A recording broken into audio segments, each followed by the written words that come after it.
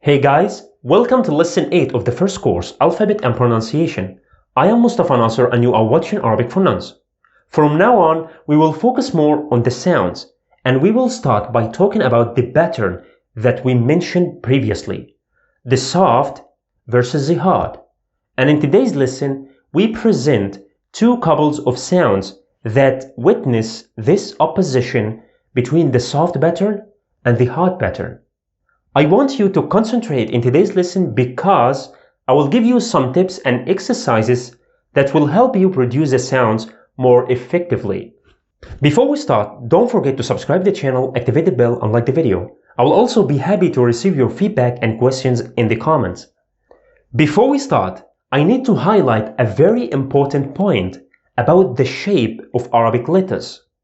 In the previous lessons, we studied only one form of Arabic letters, the isolated form, which is used to present the letter separately, alone I mean. But whenever we use the letter within a word, it may come in one of three other forms based on its position in the word. When the letter comes at the beginning of the word, I call it start face. When it comes in the middle, I call it middle face. And when it comes at the end, and here I call it tail face. Some of the letters doesn't change a lot like this one here. You can see that the faces aren't much different from the isolated face. However, there are other letters that experience much more change, like this one here, letter K.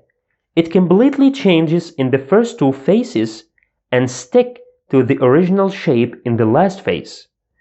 In today's lesson, we will present some examples like this word which contains letter K in its start face here.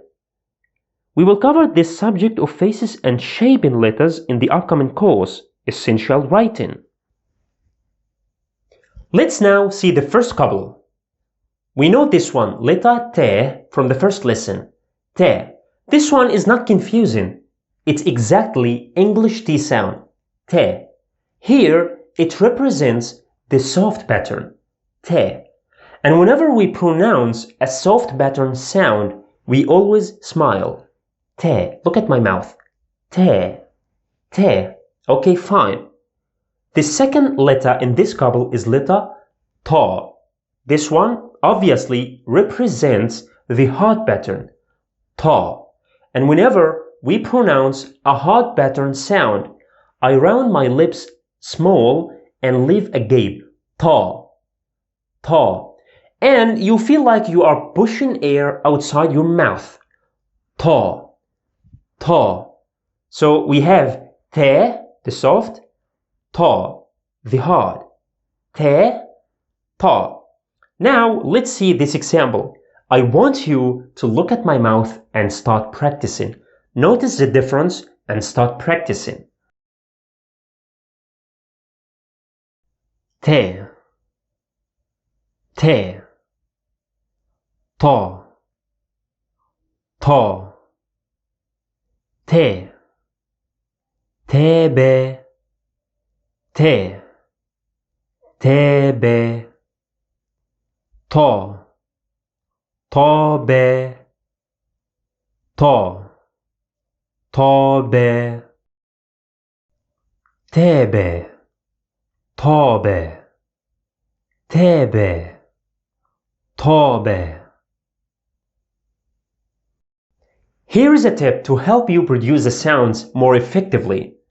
I will add Hamza to the end of each sound of those. You remember this Hamza? It gives out or it makes the sound coming from the throat. So whenever we add it to the first letter, it becomes te. And when we add it to the second one, it becomes ta. Te, ta. Now I will repeat it many times. Look at my mouth again. Te, te, ta, ta. Now I will repeat them. Te, Te, te, te, te.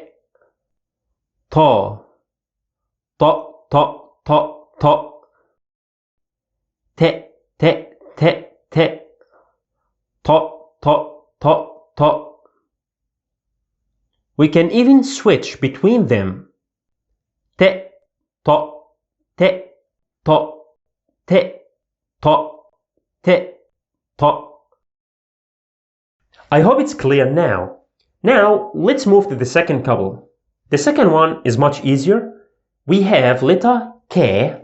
This one is obviously the soft pattern, K. And it is normal K sound in English, K. Again, I'm smiling, K, K. And the second one, Ka, Ka. Again, I round my lips and leave a small gap, Ka, Ka.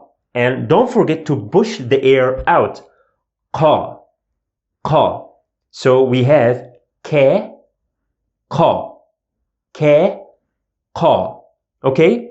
I will use these two examples, two words, two identical words except for these two letters. The first one is kelb, K, kelb, a dog.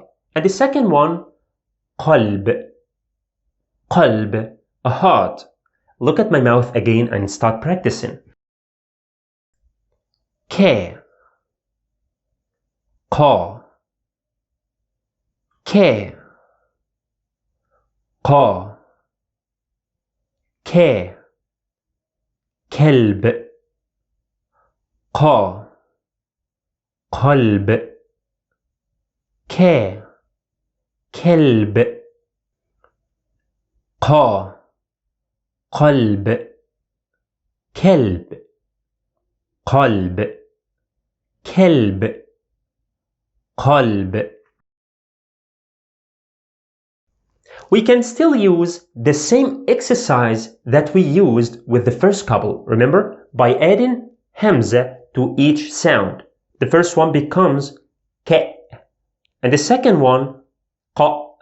So ke, qa. Look at my mouth again.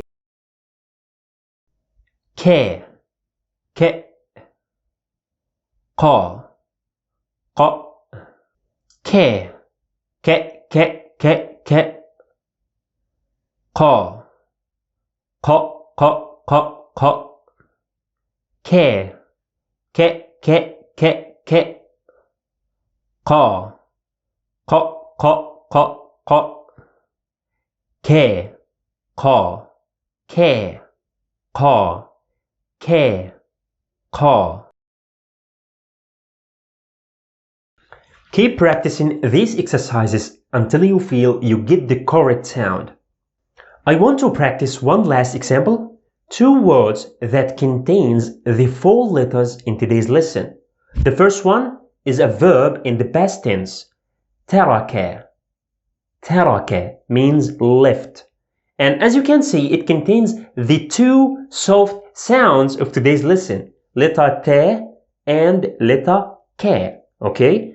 And the second word is also a verb in the past tense, taraqa, means knocked, and it contains the two hard sounds of today's lesson, ta and qa.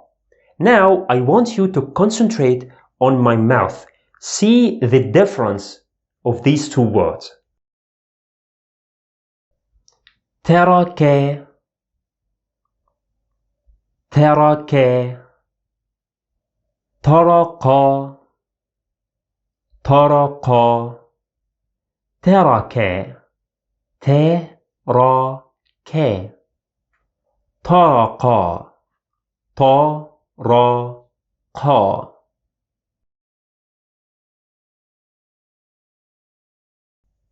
See how the soft sounds in the first word are giving the word an overall soft sound, whilst in the second word it's very strong because it contains two hard sounds. You might need to repeat this video more than once to make sure you get the point. And always remember our words. The more you practice, the faster you become fluent. Now, let's practice. I separated the practice of this lesson to be in the next video. I didn't want it to be long, so open the next video and start practicing. Do it.